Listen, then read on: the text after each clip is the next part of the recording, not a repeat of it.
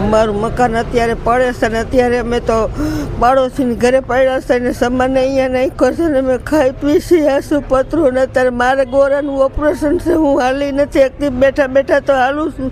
અને એક મારો છોકરો છે એનો હાથ ઓપરેશન વાળો છે જમણો, એ કાંઈ કામ કરી નથી એકતો ને એક છોકરો બીજો છે એ મજૂરી કરી આવે છે.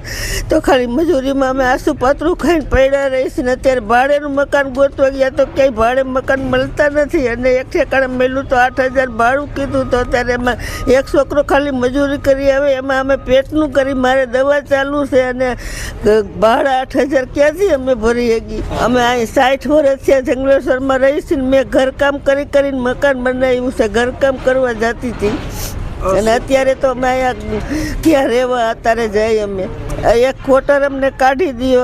તમે ફોર્મ તો દીધું હતું, ફોર્મ અમારું ભરેલું અહીં ઘરે પડ્યું તો અમને ખાલી કરવાનું કીધું તો અમે અત્યારે ખાલી કરી નાખ્યા મકાન. અમને બપોરે 11 વાગે કહી ગયા કે મકાન ખાલી કરી નાખજો 2 દિવસમાં, પણ અમને કોઈ ભાડાના મકાન દેતા નથી કે ભાડું અમારી સ્થિતિ નથી કે અમે 12-13 હજાર અમે મકાનનું ભાડું ભરીએ માંગી નથી. અમે મજૂરી કરીને અમારું ઘર ગુજાર હલાવી છીએ સાહેબ.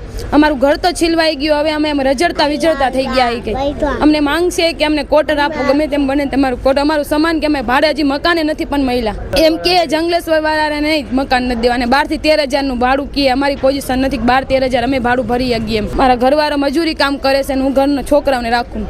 અમે 20 વર્ષ ત્યાં રહી જંગલેશ્વરમાં, અમે 5 જણા છે. અમને કોટર આપે બને તેમ લગીને અમારી મદદ કરો કે અમે અમારો ઘરનો સહારો છીલવાઈ ગયો, હવે અમને ઘરનું કોટર આપી દો તો અમે રહી શકીએ. હવે અમારાથી નહીં થાય આવું મકાન. 2 દિવસમાં આવ્યા, 1 દિવસ તો અમે જે દિવસે કહી ગયા એ દિવસે તો અમારો સામાન શેરીમાં રખડતો હતો. આડોશી પાડોશીને મારા જેઠે સહારો આપ્યો કે અમે સામાન બધાની અગાસી ઉપર રાખી દીધું.